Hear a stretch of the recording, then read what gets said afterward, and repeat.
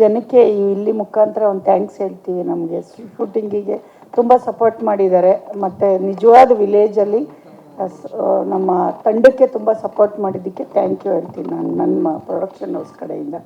ಆಮೇಲೆ ಶರಣ್ ಸರ್ದು ಹೇಳಲೇಬೇಕು. ನಾನು ಶರಣ್ ನಾನು ಇದಕ್ಕಿಂತ ಮೊದಲು ಶರಣ್ ಕತೆ ಮಾಡಿ ಸಿನಿಮಾ ಮಾಡಬೇಕು ಅಂತ ನಂಗೆ ತುಂಬ ಆಸೆ ಇತ್ತು.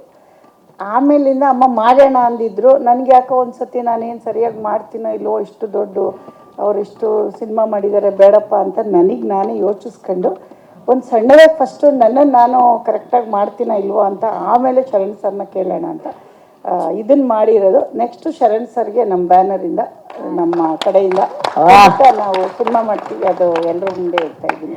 ಇದಕ್ಕೆ ಮುಂಚೆ ಶರಣ್ ಸರ್ಗೆ ಫಸ್ಟ್ ಆಪ್ಷನ್ ಇದ್ದಿದ್ದು, ಆದರೆ ನನಗೆ ಆ ಧೈರ್ಯ ಇರಲಿಲ್ಲ. ಅವರು ನಾನು ಯಾವಾಗಲೂ ಅವ್ರದ್ದು ನಾನು ರೇಂಬೋ ಬಂದಾಗೆಲ್ಲ ಎಷ್ಟು ಹೇಳ್ತಿದ್ದ, ಏನಮ್ಮ ನೀನು ನನ್ನ ಸಿನಿಮಾ ನೋಡಲ್ಲ, ಹೋಗಿ ಶರಣ್ ಸರ್. ಇಲ್ಲ ನನ್ನ ಶರಣ್ ಸರ್ ಇಲ್ಲಿ ಕೂತಿದ್ದಾರೆ ನೋಡಿ, ಇವರು ತುಂಬ ದೊಡ್ಡ ಫ್ಯಾನು ಶರಣ್ ಸರ್ದು ಮತ್ತು NS ರಾವ್ ಅವ್ರದ್ದೆಲ್ಲ ಕಾಮಿಡಿಯನ್ ತುಂಬ ನೋಡ್ತಾರೆ. ಹಂಗಾಗಿ ಶರಣ್ಗೆ ನಾನು ಮಾಡಬೇಕಂದ್ರೆ ಸ್ವಲ್ಪ ನನಗೆ ಧೈರ್ಯ ಬೇಕಿತ್ತು. ಹಂಗಾಗಿ ನಾನು ಫಸ್ಟು ಶರಣ್ ಅವ್ರಿಗೆ ಮಾಡಲಿಲ್ಲ, ಅದು ರಾಜುಗೂ ಗೊತ್ತು.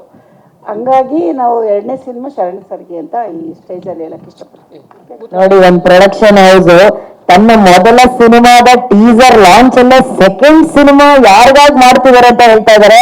Congratulation Sharan sir, victory victory, congratulations. Super super ಅಲ್ಲ, ಲಾಟ್ರಿ.